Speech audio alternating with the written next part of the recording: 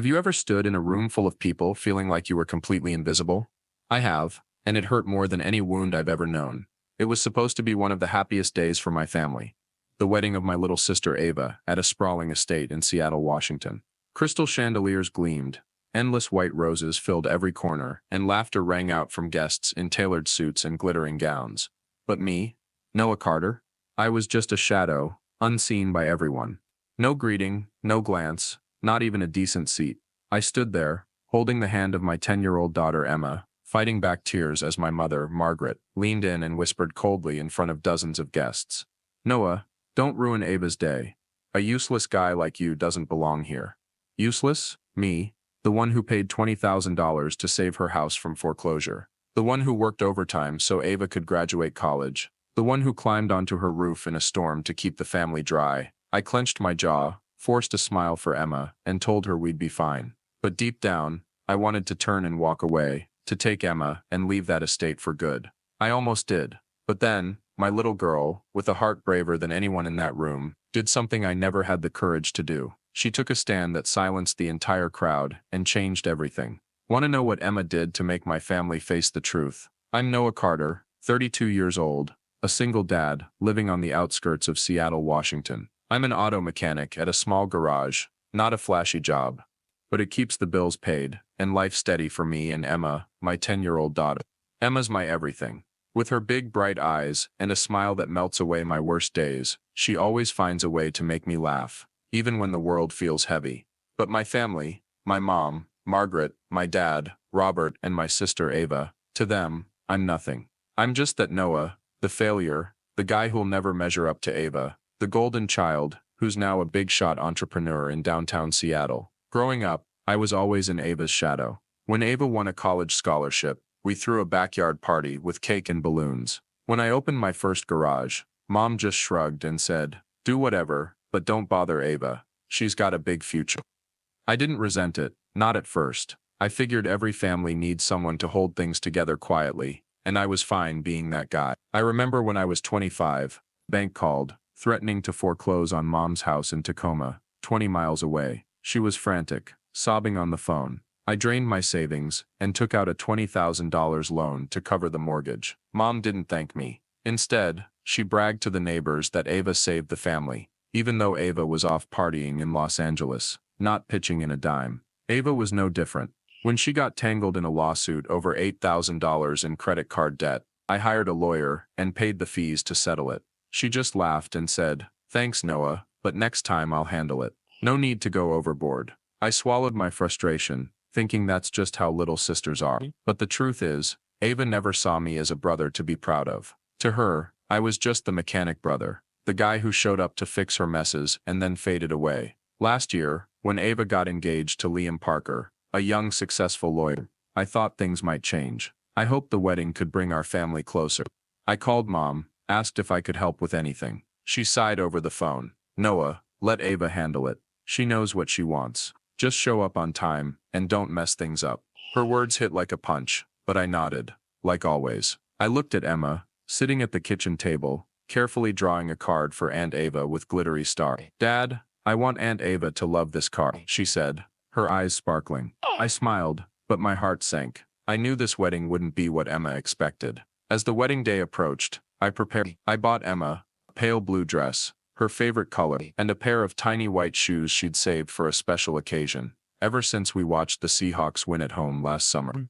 I checked my old Ford, made sure it had enough gas for the 30-mile drive to the estate in Seattle. I even called Mom to confirm our seats, but she just said, "Noah, why are you fussing? Just show up." Her voice was ice cold, like Emma and I were a burden nobody wanted. The night before the wedding, I couldn't sleep. I sat on the couch, staring out the window, thinking about the years gone by. I remembered fixing Mom's roof in a storm, rain soaking me as I worked until 2 a.m. to patch the leaks. She just said, "Done yet? Don't leave a mess." I remembered driving 50 miles through the night to Portland to pick up Ava when she was stranded after a party. She grinned when she saw me, but never said thanks. I wondered why. Do I keep trying? Why do I still hope they'll see me? But then I looked into Emma's room, saw her sleeping peacefully, her homemade card on the nightstand. I knew I couldn't give up.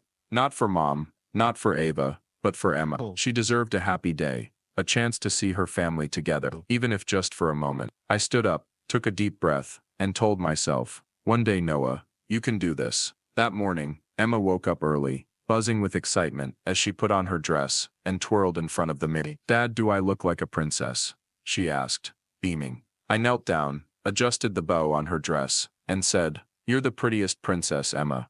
My heart ached, but I didn't want her to see. I knew today would be tough, but I had no idea it would change everything.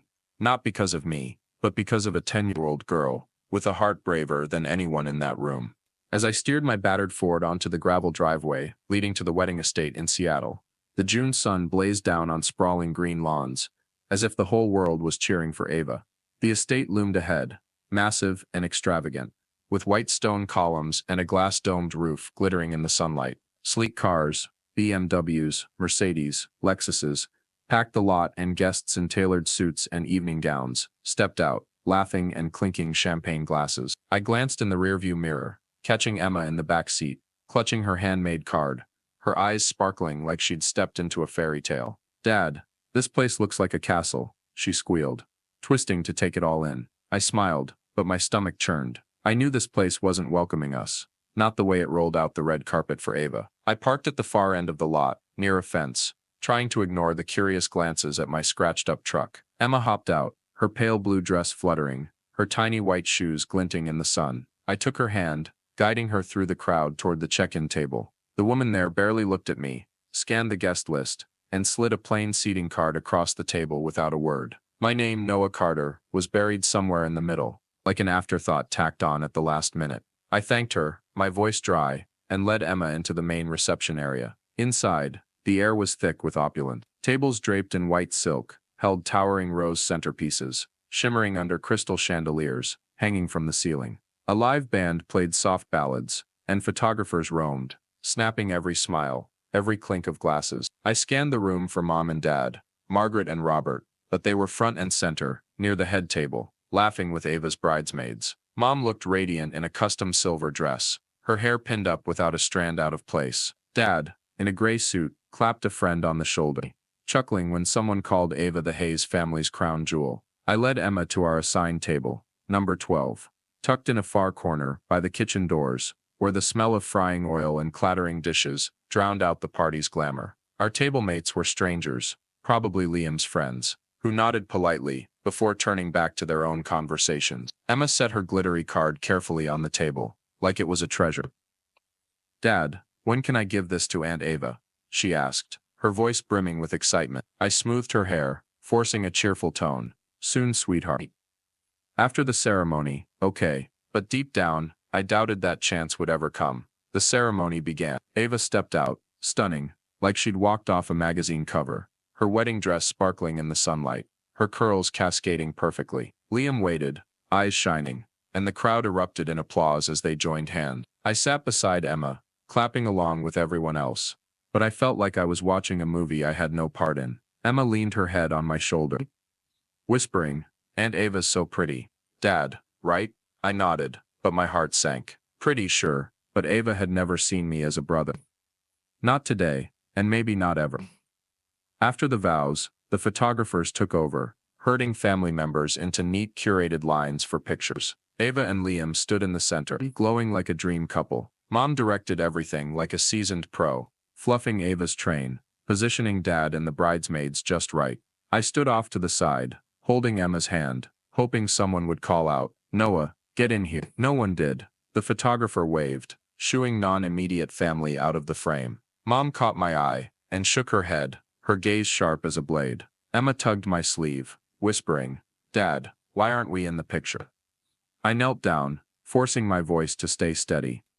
Today's Aunt Ava's day, kiddo, we're just cheering her on. But I was lying. It wasn't okay at all. I led Emma back to our table, avoiding the curious stares around us. We sat there, silent, while laughter and toasts filled the room. Emma fidgeted with her dress, her eyes downcast. I wanted to hug her, tell her everything would be fine, but my throat tightened. I was used to being overlooked, but seeing Emma, my little girl who'd spent a week making that card for Ava, hurt like this, it felt like my heart was shattering. The insults started piling up. During the cocktail hour, a distant relative, Uncle Frank, approached our table. He looked at me, smirking. Still fixing cars, Noah? Probably covered in grease every day, huh? Few people nearby chuckled. I forced a smile, but it cut deep. Covered in grease. That job paid off Mom's house, funded Ava's college. Emma looked at me, eyes wide, like she wanted to ask why they'd say that. I just ruffled her hair. Don't mind him, kiddo. He's just joking. Then came the worst moment. Mom approached our table, still dazzling in her silver dress. She looked at me, lips pressed tight. Noah, she said, loud enough for nearby guests to hear. Don't do anything stupid here. This is Ava's day. Don't ruin it like you always do. I froze, my face burning. Ruin it? Me who paid $5,000 to settle Ava's lawsuit. Who drove 50 miles through the night to rescue her from Portland. I wanted to scream, to tell everyone what I'd done for this family. But I just nodded, muttering, I understand, Mom. Emma looked at me, eyes wide. Why did Grandma say that about you? She asked, her voice trembling. I smoothed her hair, forcing a smile. It's nothing, kiddo. She's just worried about Aunt Ava. But Emma wasn't fooled. I saw her small shoulders slump, and for the first time, I realized she was starting to see the unfairness I'd tried to shield her from all these years. The party went on, and Ava appeared, radiant beside Liam. She floated from table to table, hugging guests, beaming for photos, everyone but us. As she passed by, I thought she'd stop, at least to say hi to Emma. But Ava just glanced over, then turned to a friend, and laughed loudly. Oh, you won't believe it. One time I had to call my brother to bail me out. What a hassle. The crowd chuckled, and I felt like I'd been stabbed. A hassle? That night, I'd skipped a shift, driven through the dark, to bring her home safe. Emma squeezed my hand tighter, like she was saying, I know you're not that dad. The humiliation escalated. During the speeches, Ava took the mic, thanking everyone with her perfect smile. Then she told a funny story. Back in college, I almost missed an exam, because of a traffic jam. Lucky my brother Noah drove me there. Though he's always so slow about everything. The guests laughed, but it felt like a slap across my face. Slow? I'd taken off work early, sped 30 miles through rush hour, to save her exam. Emma looked at me, her eyes misty. You're not slow, Dad, she whispered. I just squeezed her hand, unable to speak. Another guest, Jane, a friend of Mom's, passed by, and chimed in. Noah, you're still at that garage. Why not get a real job? More laughter rippled around, and I felt like I was being pushed off a cliff. A real job? That job kept a roof over this family's head, paid off Ava's debts. Emma bowed her head, gripping her card tightly, and I knew she was hurting deeply. I wanted to stand up, grab Emma, and walk out of that estate. Every smile, every mocking glance from the guests, every insult from my family, cut like a knife. But I looked at Emma, still holding her card. Still hoping to give it to Ava. I couldn't ruin her day, couldn't let her see her dad give up. So I stayed, even though every minute felt like torture. As the speeches continued, Dad stood up, talking about Ava with pride, calling her the family's star. Mom gushed about Ava's journey, as if she were their only child. No one mentioned me, not a word about the times I'd saved the family, paying off the house, covering Ava's tuition, fixing the roof. Emma leaned close, whispering, why didn't they talk about you, Dad? You've done so much. I kissed her forehead, saying, it's okay, kiddo. Today's about Aunt Ava. But inside, I felt like I was fading away. When the first dance began, Ava and Liam glided across the floor, every eye on them, while the band played a cover of Sweet Caroline, a crowd favorite at American weddings. I sat there, watching from afar, feeling like a stranger in my own family. Emma toyed with her card. Her eyes clouded with sadness. I knew she was hurting, and that pain was worse than any insult from Mom or Ava. My pride was nearly broken, but my love for Emma held me there. I couldn't let her see her dad fall apart. But then I noticed something. Emma wasn't just sad, she was angry. Her eyes, usually so bright, now flashed with a spark of resolve. She gripped her card tightly, like it was a weapon. I didn't know it then, but Emma was already planning something. Something that would force this entire room to face the truth. And when I caught her sneaking a glance at the DJ's table, my heart raced. I felt a shift coming, and it was going to turn everything upside down. Sitting at table number 12, in the shadowed corner of the lavish Seattle wedding estate, I felt like I was drowning in darkness. The laughter, the clinking of glasses, and the melody of Sweet Caroline echoed around me, but they only made me feel more out of place. Emma sat beside me, her small hands clutching her glittery card, her eyes no longer just sad but sparking with a resolve I hadn't seen before. The insults from Mom, Ava, Uncle Frank, and Jane still rang in my head. Useless, hassle, slow. But looking at Emma, I knew I had to stay, even though my pride had been trampled. My mind drifted to the past, to the years I'd sacrificed everything for this family, sacrifices no one in this room knew about, no one cared about. I remember 2010, when I was 27, and Mom called in the middle of the night, her voice frantic. Noah, the bank's going to take the house. The house in Tacoma, 20 miles from Seattle, was where I grew up, where Mom and Dad had poured their lives into building. The bank threatened foreclosure because Mom had fallen behind on the mortgage for over a year, owing $25,000. I didn't hesitate. I drained $15,000 from my savings, the money I'd saved to buy a home for me and Sophie, and took out a $10,000 loan from a bank with sky-high interest. I worked day and night at the garage, fixing cars in the 35-degree Fahrenheit chill of Seattle's winter, my hands numb, to pay it off. When the house was saved, Mom called relatives, bragging. We got through it by a miracle. Not a word about me. I swallowed my frustration, thinking it was enough that Mom and Dad had a roof over their heads.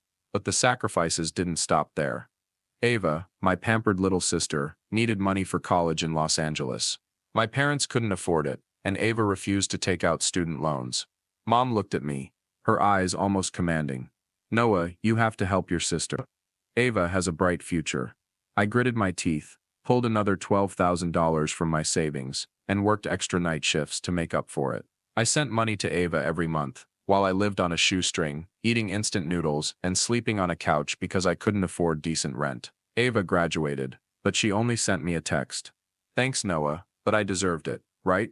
I forced a smile, said nothing, though my heart stung. There were nights I sacrificed, not with money, but with family ties. One time, in 2015, Mom called at 2 a.m. Panicked. Noah, the roof's leaking. Water's all over the floor. A massive storm was tearing through Seattle, and I drove 20 miles through wind and rain, water pelting the windshield, so hard I could barely see. I climbed onto the roof, soaked to the bone, the 42-degree Fahrenheit wind, cutting through me, and patched the hole with tarp and nails. When I was done, Mom just said, "Get inside, don't track mud on the floor." Not a word of thanks. I drove home, sat in the dark, and wondered why I kept going. Ava's legal troubles were another test. When she was 23, she got sued over $9,000 in credit card debt from her lavish shopping sprees. Mom called me, her voice almost pleading. Noah, Ava can't let this ruin her future. I hired a lawyer, paid $6,000 from my overtime earnings, and worked myself to exhaustion to cover it. Ava just laughed when the lawsuit was settled, saying, "You're reliable, Noah." Reliable. I'd sacrificed sleep, health, just so she could keep living carefree. But I didn't say anything, because I thought that's what a brother does. Why didn't I speak up? Because I love my family. I didn't want Mom to be ashamed in front of relatives. Didn't want Ava to feel inferior. When Sophie, my wife, was still alive, she used to say, "Noah, you give too much, but they don't see it." Sophie passed away in 2020 from illness, leaving me and Emma. After that, I tried even harder to keep the family together, not for Mom or Ava, but for Emma. I wanted her to grow up with a whole family, even if it was just a facade. I was afraid that if I told the truth, Mom would be furious, Ava would pull away, and Emma would lose the people she loved. So I stayed silent, even though every slight felt like a piece of my heart was being torn apart. Back in the present, at the wedding, I looked at Emma, saw her still holding her card. Her eyes no longer innocent. She'd heard the insults. Mom calling me a wrecker. Ava calling me slow.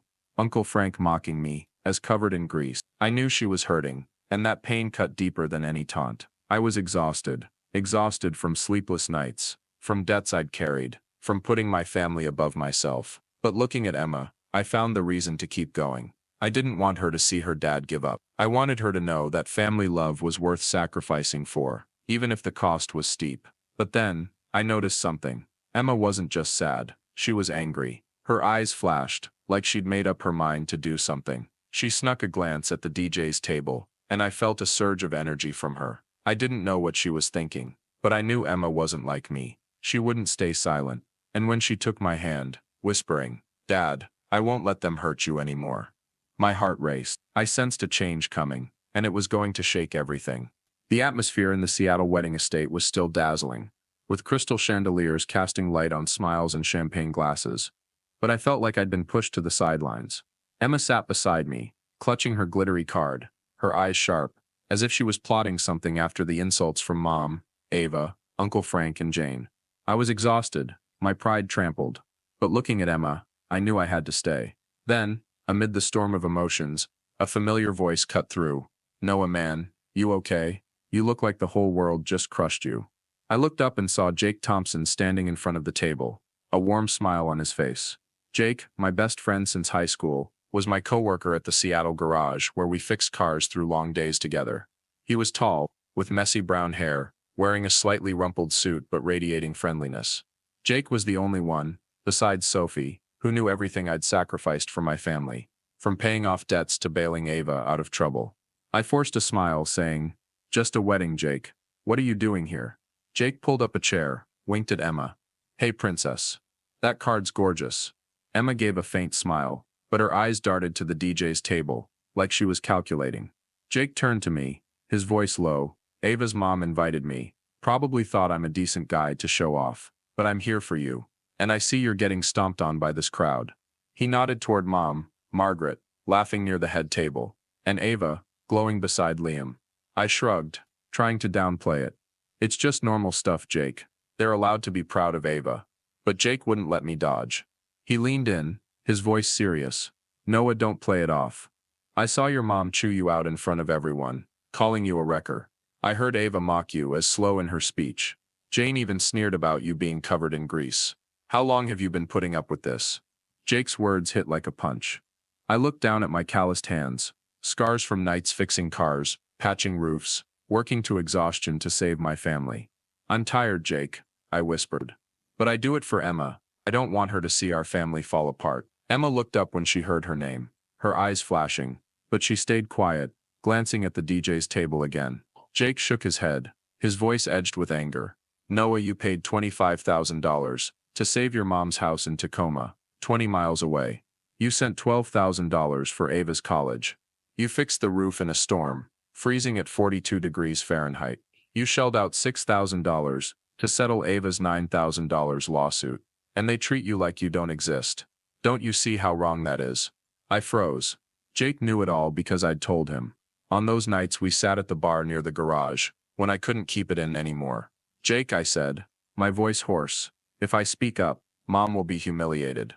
Ava will be furious. I don't want to destroy the family." Jake looked at me, his eyes softening. "Noah, family isn't about hiding the truth. You deserve respect, especially in front of Emma." He turned to Emma, smiling. "Right, princess?" Emma nodded, her voice small but firm. "I want everyone to know how great Dad is." Emma's words squeezed my heart. I looked at her, saw her determined eyes, and realized she was doing what I never dared. Jake went on, his tone lighter. "Noah, you don't need to yell in the middle of the party, but you've got to let them see your worth. And if you need help, I've got some stuff." He winked at Emma, adding, "I've got old videos and photos. You working at the garage, fixing the roof in that storm. If someone wants to make a video, I can pitch in." I was stunned. A video? I glanced at Emma, saw her give Jake a secretive smile. It hit me. Emma had talked to Jake, maybe when I wasn't paying attention. She looked at the DJ's table again, and I knew her plan was taking shape. Jake, with his video editing experience from side projects, seemed to have agreed to help her, offering footage he'd kept from our days working together. Clips of me laboring at the garage, patching Mom's roof in the rain. Sitting at table number 12, tucked in the shadowed corner of the lavish Seattle wedding estate, I felt like a ghost in my own family. The crystal chandeliers sparkled, laughter echoed, and the melody of Sweet Caroline filled the room, but they only deepened my sense of isolation. Emma sat beside me, her small hands clutching her glittery card, her eyes no longer innocent but sharp, like a warrior ready for battle. The insults from Mom, Ava, Uncle Frank, and Jane, wrecker, slow, covered in grease, still rang in my head. My conversation with Jake, my best friend who'd provided footage and encouragement, had sparked a flicker of hope, but I still didn't know what Emma was quietly planning. Then, like a bolt of lightning in a clear sky, everything changed. The band suddenly stopped playing, the lights dimmed, and a strange silence settled over the room. All eyes turned to the main stage, where Ava and Liam's wedding photos were usually displayed. I was stunned to see Emma, my 10-year-old daughter, step up there. Her pale blue dress swayed under the lights, her small white shoes glinting, and her ribbon-tied hair bobbed gently. She walked to the DJ's table, exchanged a quick word with the DJ, and picked up the microphone. Her hands trembled, but her eyes were resolute, as if she'd been preparing for this moment for ages. My heart pounded. "Emma, on stage?" "Hello everyone," Emma said, her voice small but clear, ringing through the speakers across the room. "I'm Emma Carter, Noah Carter's daughter. Today I want to share a story. The story of the greatest dad I know." The crowd murmured, some raising eyebrows, curious. I looked at her, saw a secretive smile on her lips, her eyes brimming with confidence. I glanced at Jake, standing near the DJ's table, winking at Emma, and giving her a thumbs up. It hit me. Jake, with the videos and photos he'd kept from our days working together at the garage, had helped Emma make this happen. But how did she know my sacrifices? I'd never told her, but Emma, with Jake's help, had uncovered the truth. The large screen behind Emma lit up, and the video began. The first scene was a bank screenshot, showing a $25,000 transfer from my account to the mortgage bank, for Mom's house in Tacoma, 20 miles from Seattle. Emma's voice rang out, soft but powerful. "When Grandma was about to lose the house she and Grandpa built, my dad paid $25,000 to save it. He worked day and night at the garage, in 35-degree Fahrenheit cold, his hands freezing, but no one thanked him." The crowd started whispering, eyes shifting to Mom, Margaret, standing near the head table. Her face went pale, her lips pressed tight, as if pulled into a memory she wanted to bury. The video moved to a scene of me at the garage, dim light, casting shadows on my tired face, sweat dripping down my forehead, wrench in hand, fixing a car at 11 p.m. Emma said, "Dad sent $12,000 so Aunt Ava could go to college in Los Angeles. He ate instant noodles and slept on a couch to afford it, but Aunt Ava never mentioned him." The screen showed a $12,000 transfer receipt, dates clear, and the murmurs in the room grew louder.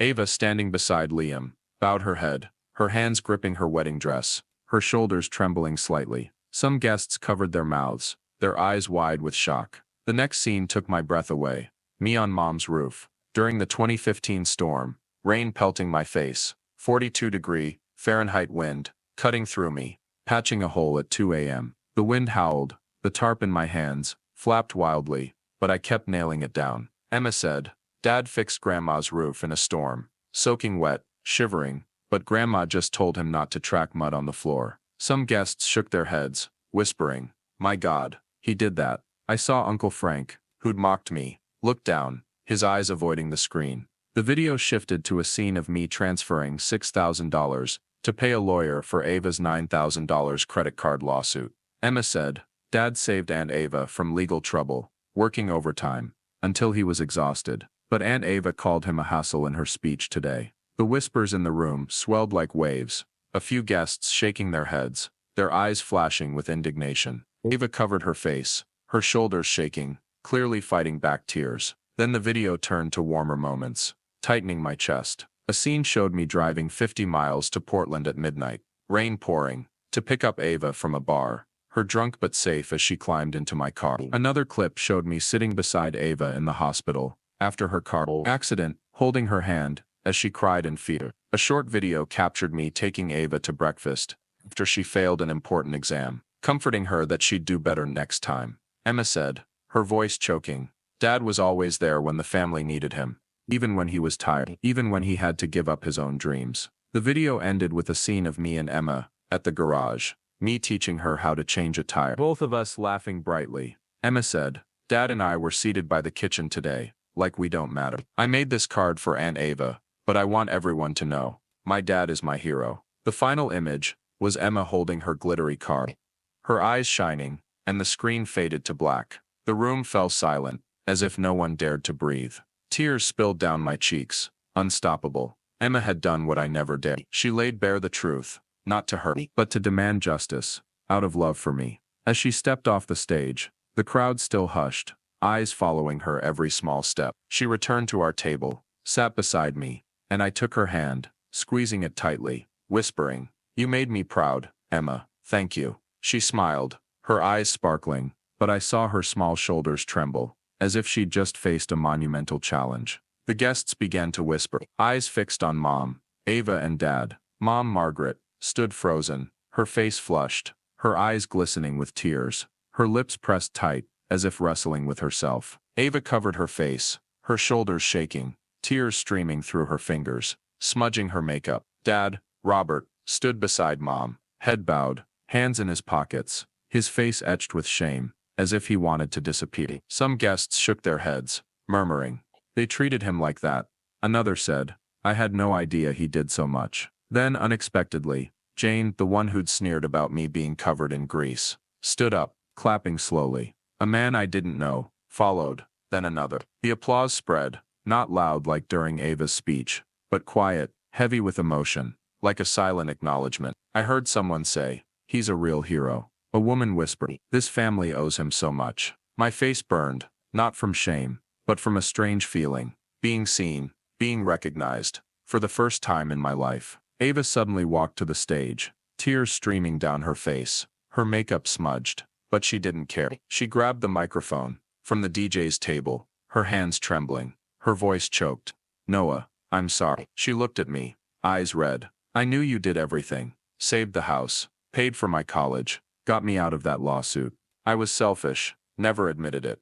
You're the best brother anyone could have, and I was wrong." She turned to the guests, crying, "My brother deserves to be loved, and I regret not doing that." The crowd clapped louder, some wiping their eyes, and I saw Jake, by the DJ's table, nodding at me, his eyes proud. Mom Margaret slowly walked to our table, and for the first time that day, her eyes weren't cold. Her hands shook, tears rolling down her cheeks. "Noah," she said, her voice hoarse, "I didn't know you sacrificed so much. I was wrong, son. I'm sorry." She looked at Emma, her voice softening. "You taught me a big lesson, Emma." "Thank you." I nodded, my throat tight, unable to speak, feeling a weight lift from my chest. Dad, Robert, stayed back, but he looked at me, his eyes full of regret. He didn't speak, but a slight nod felt like a silent apology. The wedding's atmosphere transformed completely. Guests now looked at me with newfound respect, some approaching to shake my hand, saying things like,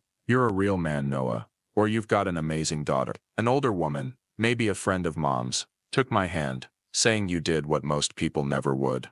Don't let anyone look down on you again." Ava and Liam, after wiping their tears, invited Emma and me to the stage for family photos. The first time today we were treated as part of the family. Emma held her glittery card, handed it to Ava, and Ava hugged her tightly, crying, "I'll keep this forever, Emma. I promise to be better." I stood beside Emma, watching her smile, her eyes shining like sunlight. She'd done what I couldn't, not just for me, but for the truth, for family love. As the lights brightened, the band played a soft ballad, and guests returned to the dance floor. But the mood wasn't lavish anymore. It was warmer, more genuine, as if everyone had witnessed something miraculous. I pulled Emma into a hug, whispering, "You're my light, Emma." She leaned into me, saying, "I just wanted you to be happy, Dad." Those words, paired with the crowd's applause, made me feel, for the first time in my life, that I wasn't invisible. Thanks to Emma, I'd been seen, and that was the greatest gift I'd ever received.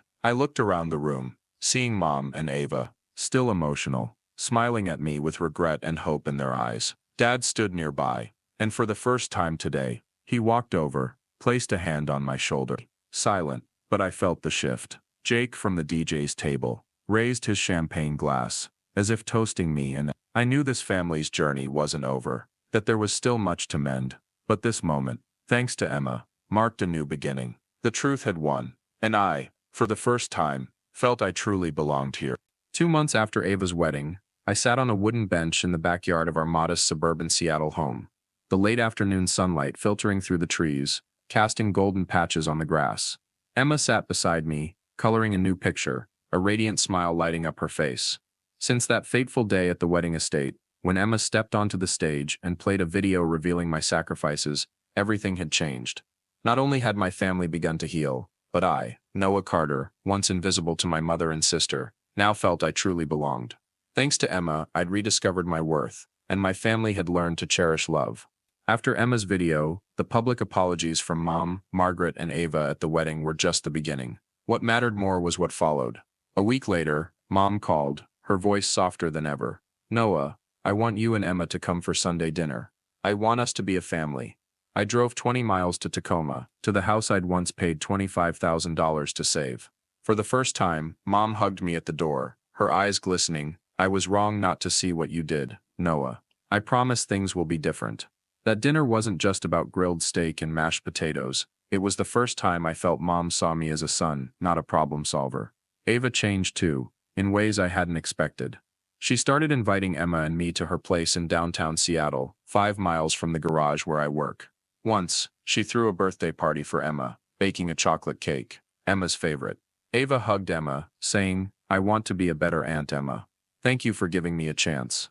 Ava also pulled me into family activities, like fixing the fence at Mom's house in Tacoma. We worked together under the 70-degree Fahrenheit sun, sweat dripping, but this time, Ava laughed, saying, "You're the best handyman, Noah. I'm proud to have you as my brother." Those words, simple as they were, warmed my heart. Ava was no longer the selfish sister. She was now someone who valued me. Dad, Robert, was quieter, but he changed too. One afternoon, he showed up at my garage, carrying an old toolbox he'd taught me to use when I was a kid. "Noah," he said, his eyes earnest. "You're a better man than I ever was. I'm sorry I didn't say it sooner." He stayed, helping me fix a car, and for the first time, I felt a connection with him, as if years of distance had melted away. Our family wasn't perfect, but every gathering, dinners, home repairs, or just sitting and talking, made me feel I was no longer an outsider. The biggest transformation was in me. Before I lived with a sense of invisibility, as if all my sacrifices, $25,000 for Mom's house, $12,000 for Ava's college, $6,000 for her lawsuit, nights fixing the roof in a 42-degree Fahrenheit storm, were meaningless. The insults at the wedding had made me doubt my worth. But Emma's video, and what came after, changed everything. Every time Mom called to check in, every time Ava texted, "You doing okay?" I felt a love I'd thought I'd never have. I started standing taller, speaking with more confidence, no longer afraid of being overlooked. I wasn't just a mechanic. I was Noah Carter, a father, brother, and son who was loved. Emma, my little girl, was the heart of this change. Her video didn't just make the family see me differently, it helped her grow. Emma was more confident now, often sharing big ideas with me, like making more videos to tell stories of people who are ignored. One day, as we sat in the garage, Emma said, "Dad, I learned from you that love means sacrificing,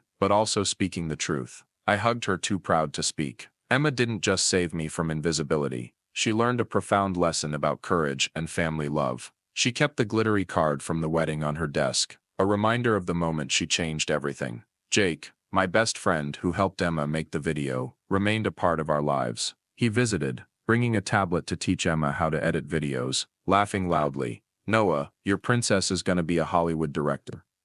Jake also told me, "See, Noah, just one small action, like Emma's video, can turn everything around." He was right. A 10-year-old girl, with love for her dad, had done what I never dared to dream. Sitting in the backyard, I watched Emma color. I was reflecting on my journey. I'd given everything, money, health, dreams, to keep this family standing.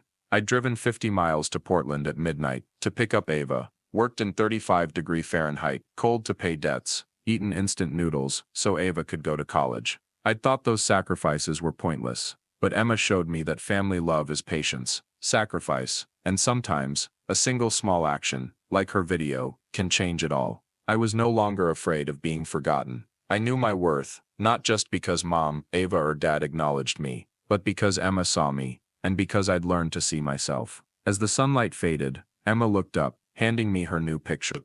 Was our family, me, Emma, Mom, Dad, Ava, standing under the sun, holding hands. "Dad, this is our family," she said, her eyes shining. I hugged her, whispering, "Thank you, Princess. I love you." Those words weren't just for Emma, but for the whole family, for the journey we'd been through. Thank you all for following my and Emma's story. If this story touched your heart, please hit the like button, subscribe to the channel, and turn on the notification bell to catch more inspiring stories. Share this story to remind everyone that family love is patience, sacrifice, and sometimes, a small action can change everything. Thank you, and see you next time.